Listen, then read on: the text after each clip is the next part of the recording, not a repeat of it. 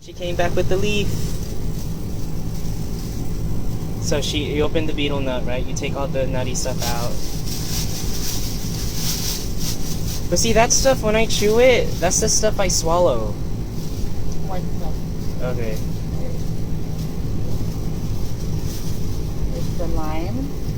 Okay, the lime. Oh yeah, okay.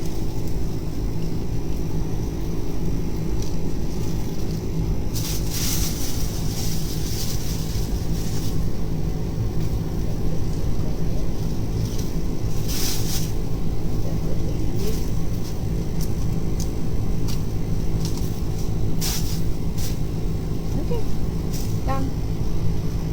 Cool. And you just chew this whole thing, right? Really? That's just put in your mouth? Just the whole thing? Don't swallow. Okay. Because sometimes I just swallow the thing that you took out. That's why.